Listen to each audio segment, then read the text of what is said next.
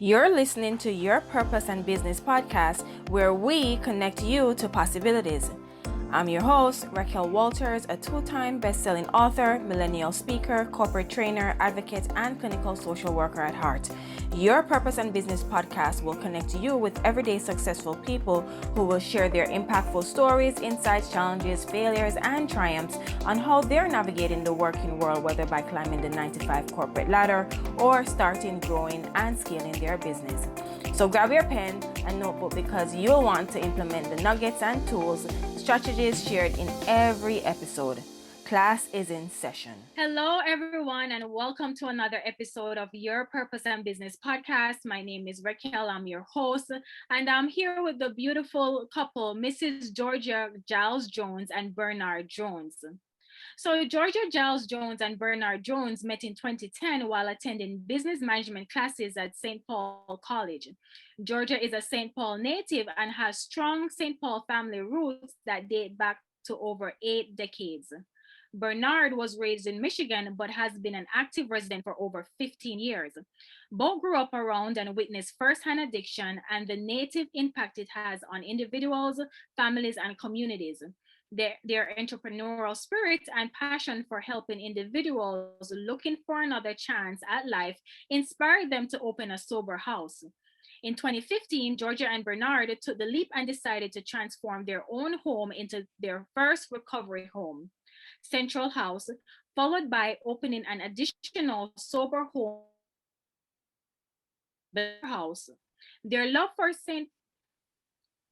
In 2015, Georgia and Bernard took the leap and decided to transform their own home into their recovery home, Central House, followed by opening an additional sober home in 2017, Blair House. Their love for St. Paul and the recovery community keeps them committed to growing their business. Starting in 2018 and 2019, Georgia and Bernard started helping individuals successfully open and manage recovery homes of their own, as well as establish a foundation for a successful business. When COVID-19 hit, it was important for recovery homeowners to remember they are truly essential and needed more than ever during this influx of worry, isolation, and change.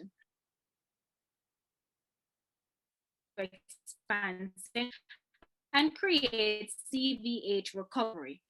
CVH Recovery, when COVID-19 when COVID-19 hit, it was important for recovery homeowners to remember they are truly essential and needed more than ever during this influx of worry, isolation, and change. It became the perfect time for Georgia and Bernard to expand Central Village Housing and create CVH Recovery. CVH Recovery encompasses our recovery home operator course, recovery home coaching, recovery home audit, and membership. This isn't only the next step in Georgia and Bernard's business, but an exciting venture for the couple. Welcome, Georgia Giles Jones and Bernard Jones, to Your Purpose and Business podcast. Hello, we're happy to be here. Thank you for having us. I'm happy to have you both. So tell us a little bit about yourself. I know your bio is rich. I can't wait to dive into CVH Recovery and how it started. But tell us a little bit something about yourselves that is not included in the bio. Well, one thing about me, just say with me, I've been liking business my whole life though. So that's something that I always had a love and a passion for. And it was just something that I always knew I wanted to go after. It was just about what business I was gonna go after. So Yes. that's my thing for me. Awesome. What about you, Georgia? I guess something about me is that I'm such a people person. Um, we're actually grandparents, and everybody look at us like we're just such the non-traditional grandparents because we treat them as if they're our own kids. So that just shows like our dedication to people, and it's just like we're just happy to be around people. So with his business and my personalities of being such a people person, it's just we make a great team. Yes, awesome. That's awesome. And it's beautiful that both of you can merge your personalities, your passion, and your goals together in creating CVH recovery. And so, Georgia and Bernard, we're on the Your Purpose and Business podcast, where a lot of times the persons it is difficult for them to identify what it is that they should be doing in this world, what it is that they're passionate about. And along life's journey, sometimes through our experiences or family member loved ones experiences or the work that we're doing, it inspires us to elevate more. And in your case, I know a part of that story is creating and operating CVH recovery. So if you guys don't mind, just dive us deep into what led you. Was it a personal experience you want to share with us, or was it something on the outside and there was a need that you wanted to service your community by creating these homes, these sober homes? Yeah, so in 2015, we opened our first recovery home, Central Village Housing. That's the name of the business, and our first home is the Central House. The thing for us that made us want to open it because our home it was outgrowing us though, and we was just looking for a way to give back. We didn't want to be traditional landlords because we didn't want all the people to come damage the property and things of that magnitude.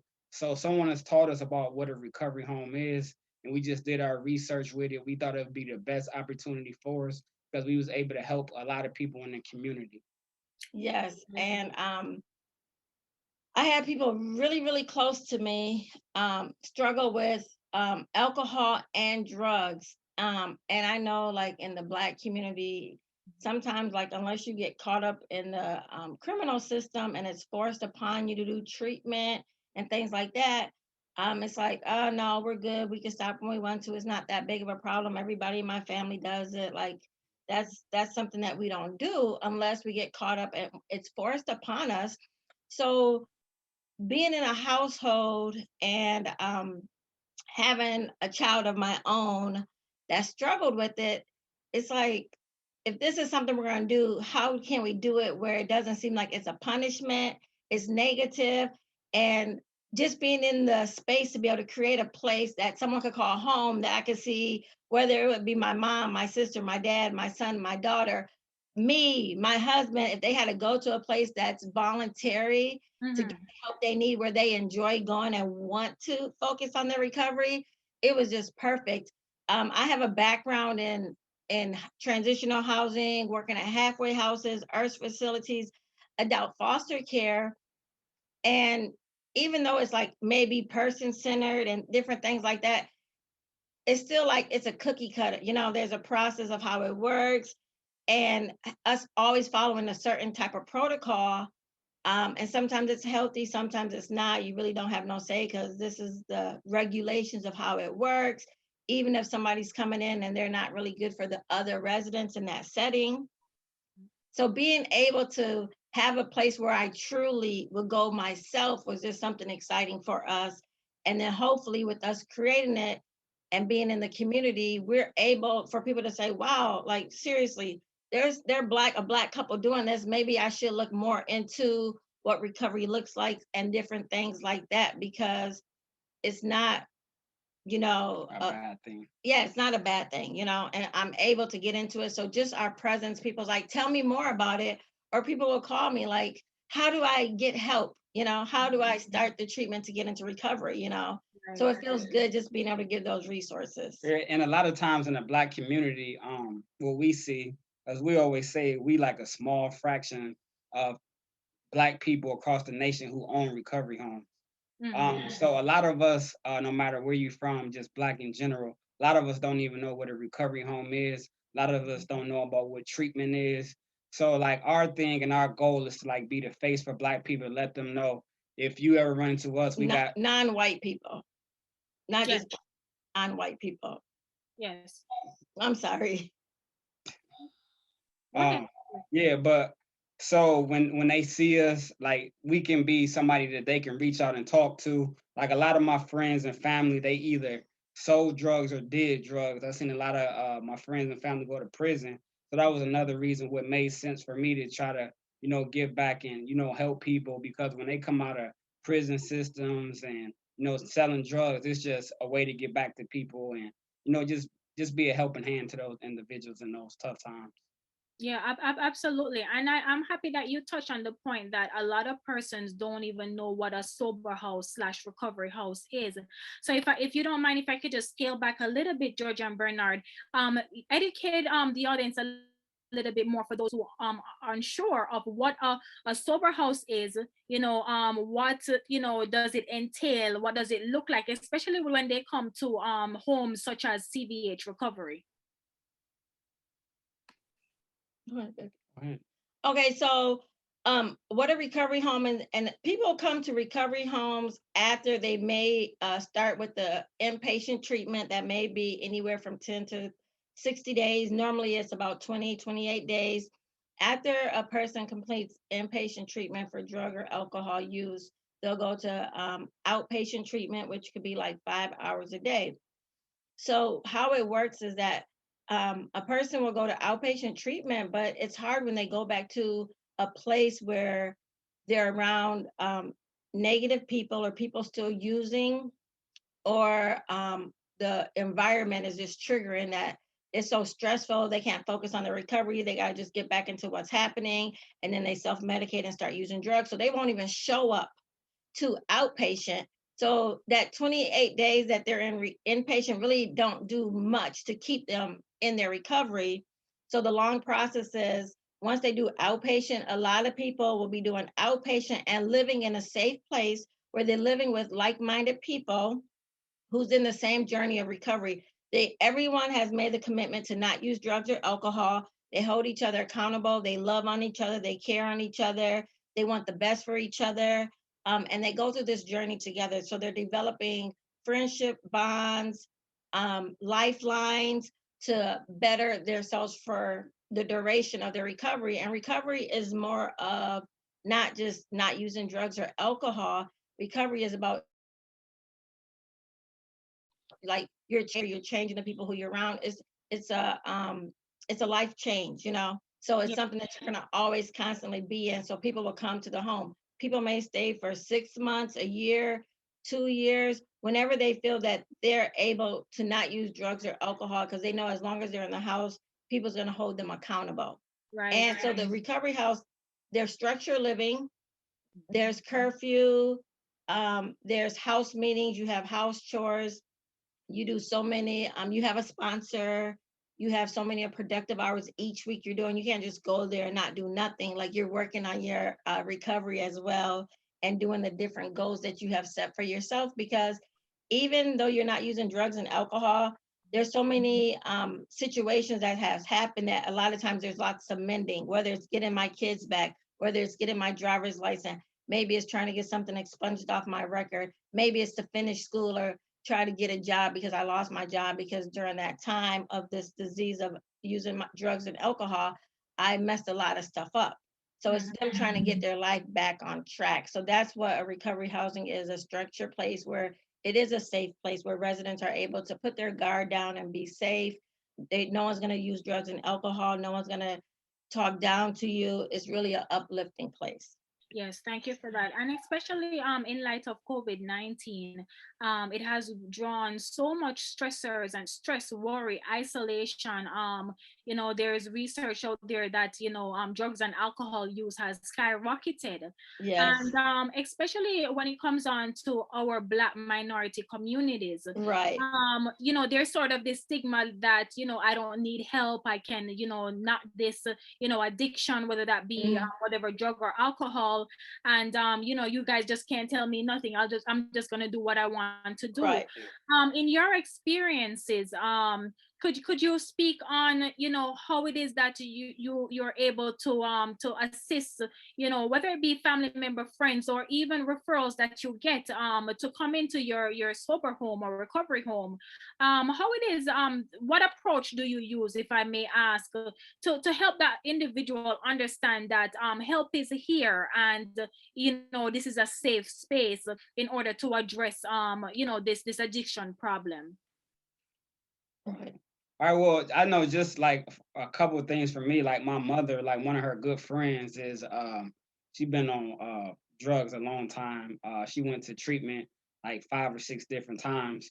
So just like with us owning recovery homes, she never moved in, but we was just a big resource for her. But she in a different state, but she was going to move to Minnesota. That's where our recovery homes are, to come to the treatment, come to our recovery home, and we was going to assist her in putting her in a certain treatment center as well. So when like by our family members knowing what we do, we like can help them and their friends, anybody who they know, like move into a recovery home though. So that's a great thing about owning a recovery home, especially in our community. Like Georgia said, a lot of people, we just don't know what a recovery home is. Right. And the recovery community, we didn't know, but we found out that in Minnesota, it's a large community, and a lot of it is word of mouth. So we started back in 2015, didn't know much. We invited, treatment directors to our house, reached out, mail out stuff, came to events and stuff like that. We are really down to earth people. When a person wants the help, whether regardless if it's money or something going on, we're like, look, just come and we'll figure all that out. The bottom line is that you're safe. So just real quick, we got a call yesterday from a young lady. She's African American, and she had surgery 3 weeks ago, and she was at a hotel because she cannot go back to her house because everybody in her house they drink or do drugs. So she's like, and the surgery that she had was related to her drinking because she's an alcoholic. That's all she knew.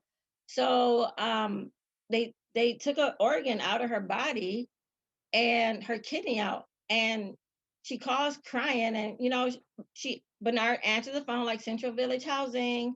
So she's like, hello, and we're like, yeah. So I talked to her. She's like, if I go home, I'm going to die. I cannot die. I like the lady at the hotel told me she's 19 years in recovery. I don't know who she is. She's just someone who worked there. I've been staying there for the last 3 weeks. And she was like, she connected her to a treatment. Um, they connected her to someone who knew me. I don't know who this person is. So when she's like, you need to call Georgia, she has a house, she's a great person. I have no idea who this person is, and it's all that word of mouth. The lady at the hotel told her to call someone else, and the lady at this fellowship place told her to call me, then connected her to another treatment center.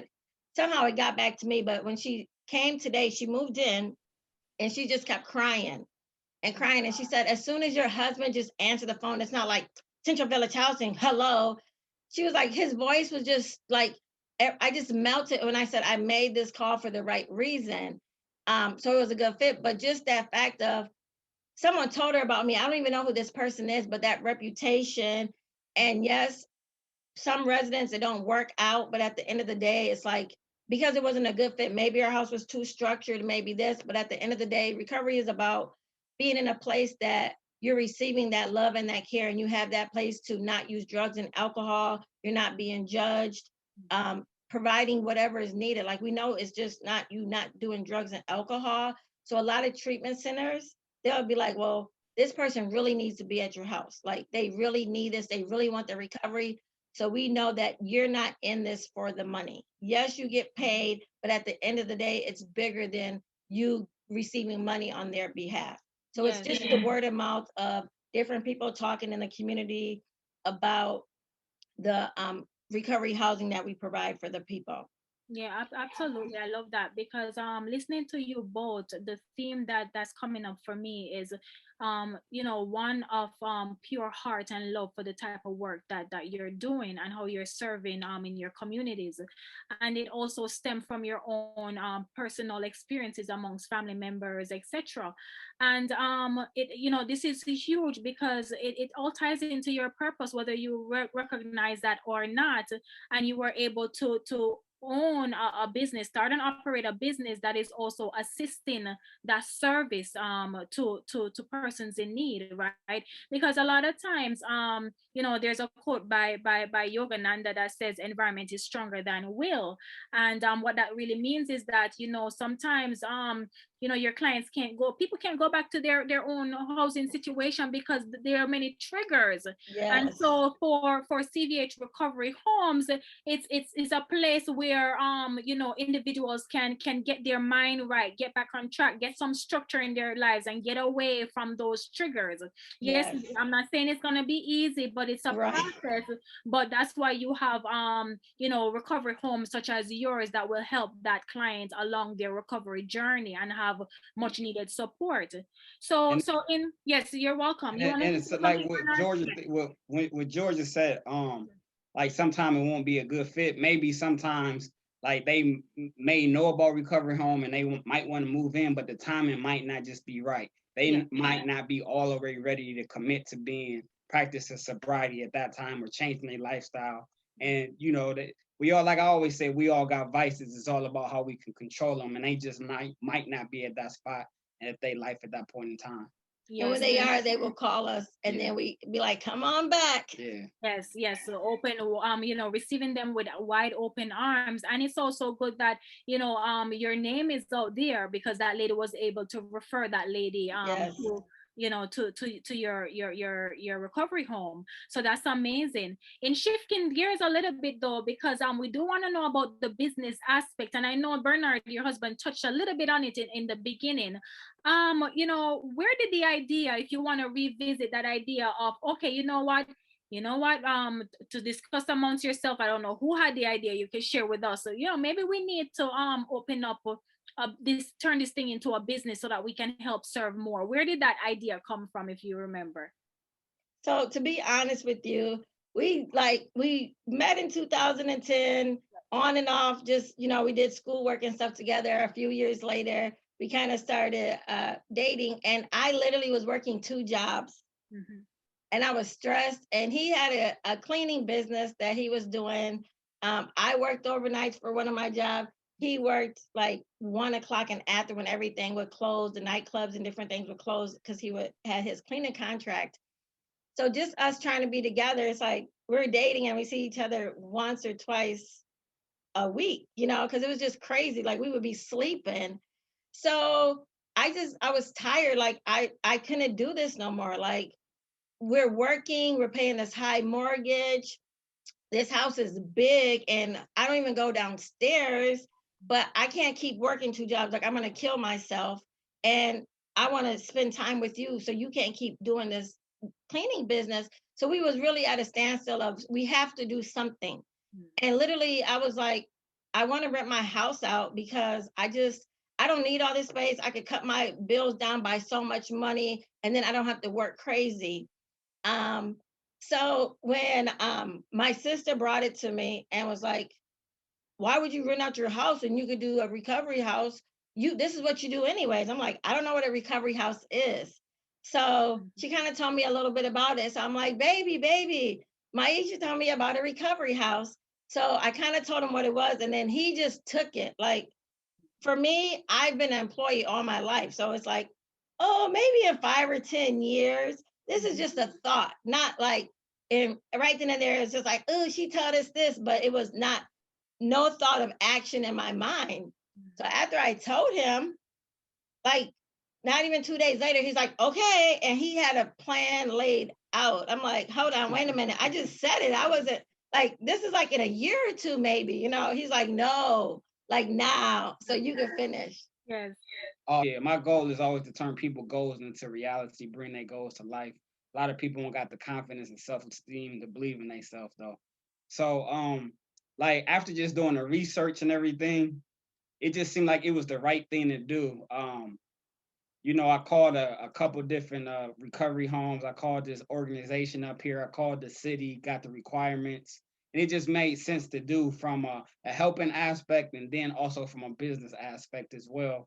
So we've been on a great path and a great journey, and we happy that we did that because we helping people, and it made out to be another business as well. Yes, Right. that's amazing.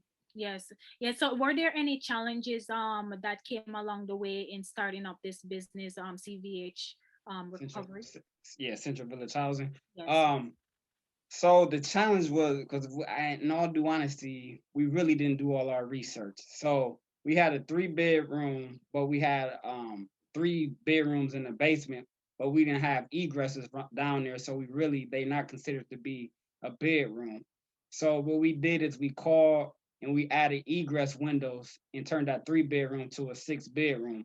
But one thing we didn't know about is you got to contact the city because of certain zoning in each neighborhood. So, you know, this block might be able to only have 10 people in the home for a recovery home, and this block may be able to have 16.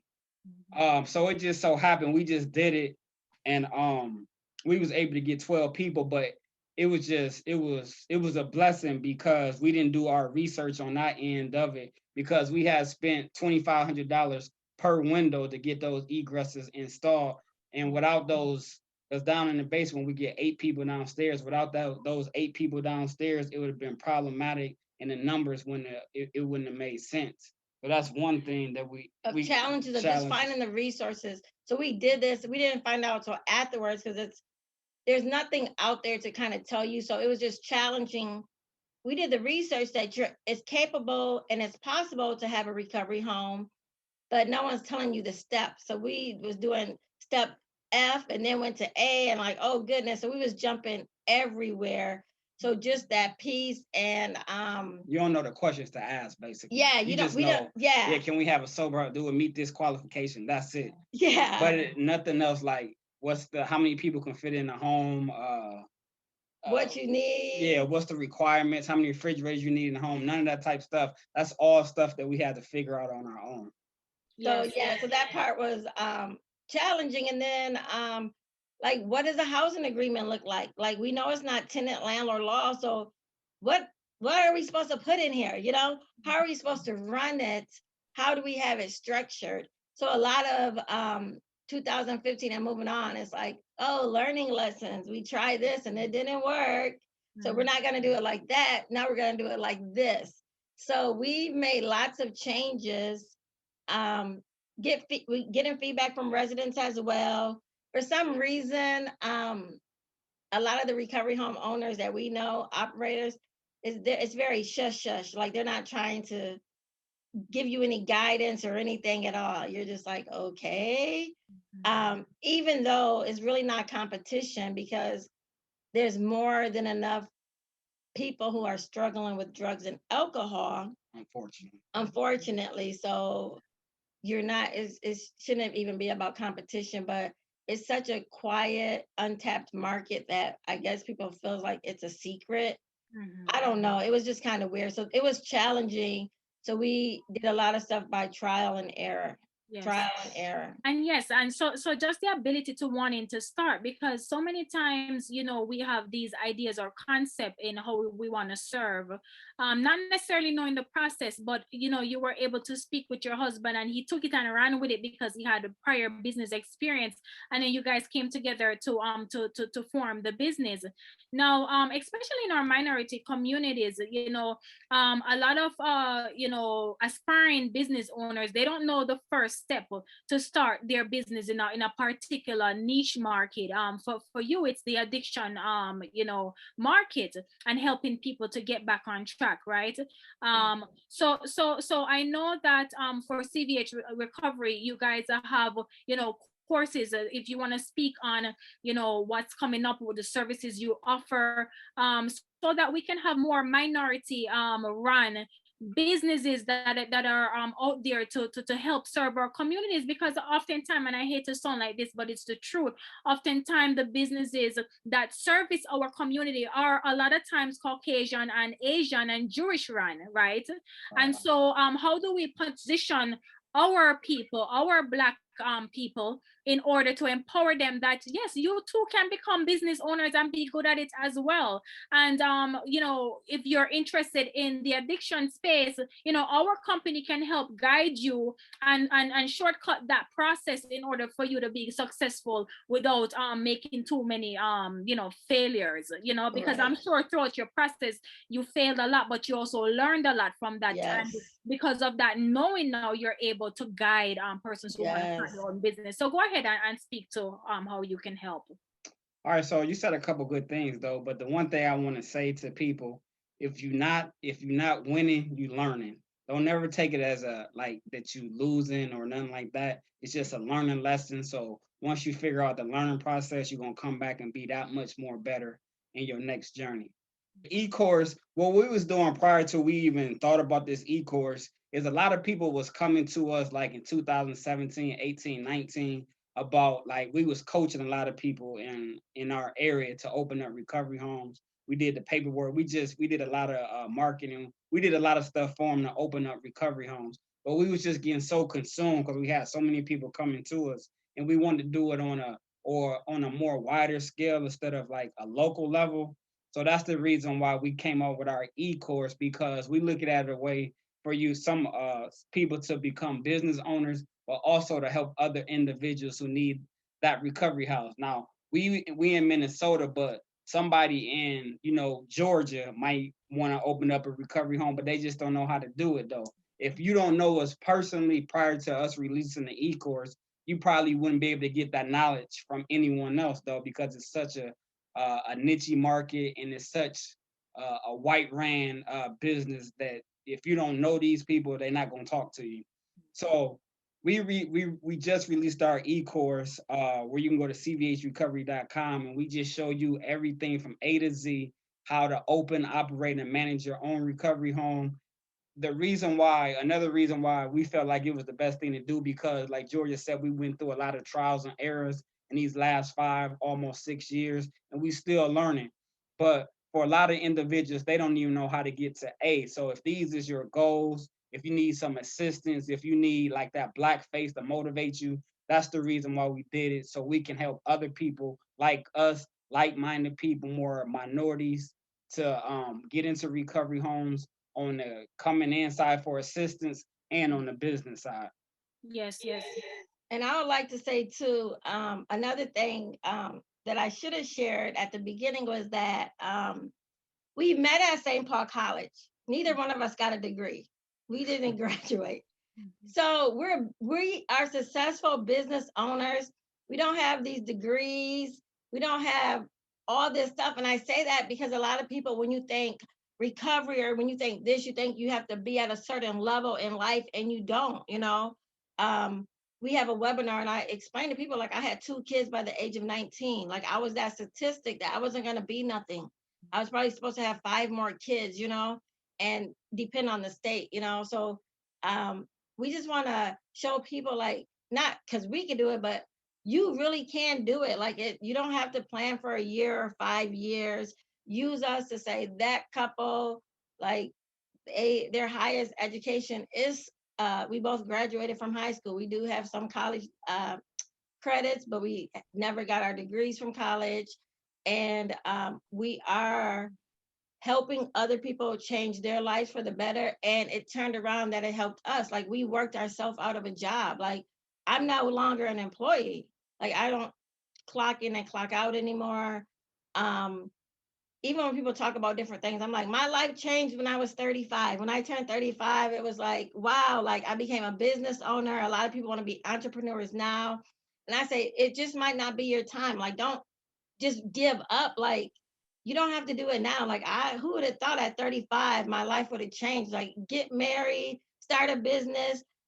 People tell us all day, like, thank you so much. And we're like, don't thank us. Like, you're doing the hard work. Just don't thank us. And it's Miss Georgia, Mr. Bernard, like, everyone's looking up to us, and we're like, you're doing it. Like, don't, no, thank you. So 2 people growing up where society makes it looks like we're not going to be the successful business people because we didn't go to that great college. We don't have our master degree, our associate degree, any of that kind of stuff. Having kids at a young age, that we could do it. You could do it just as well. Like, you're able to start a business, find your purpose, and it will work itself out. Like, you can have the confidence at the level of where you're at.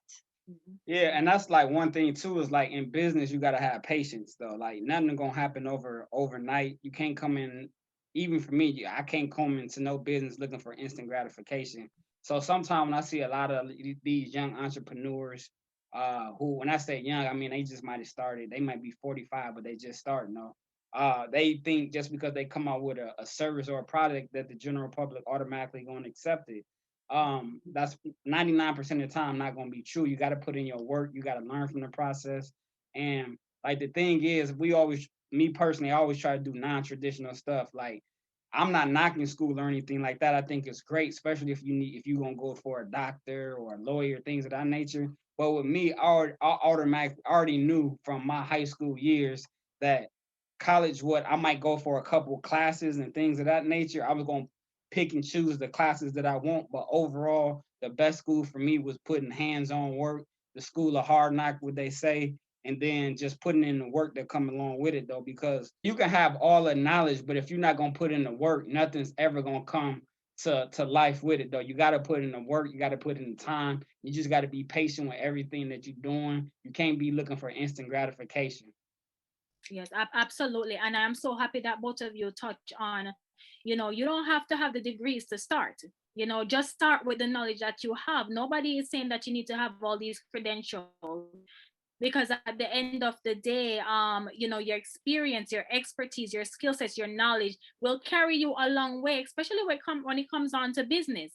And so I am so happy that you are serving people in the space that you're serving people, because there's so many people are hurting, especially in light of this pandemic. And I think that your programs is helping so many people. And I just wanted to just let you both know that to continue to serve, because Thank you. you're valuable, you're needed, especially in our communities. You're very welcome.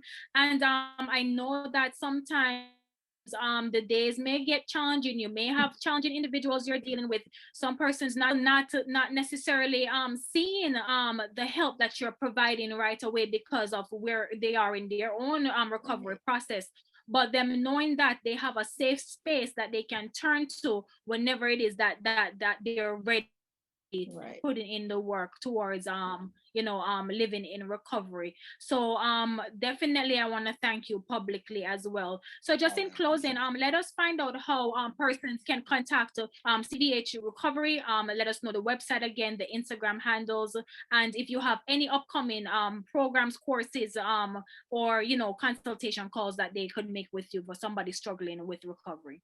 If individuals see this and they want to move into our recovery home, you can go to centralvillagehousing.com. You can do the virtual tour online. You can see our homes online. They're beautiful homes.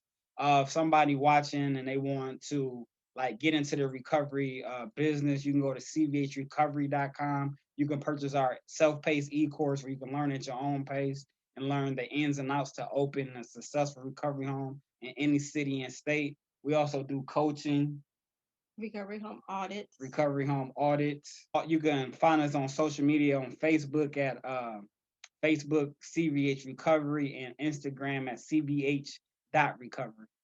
And we just came out with a YouTube channel. Awesome. What is the name of the YouTube channel? CVH Recovery.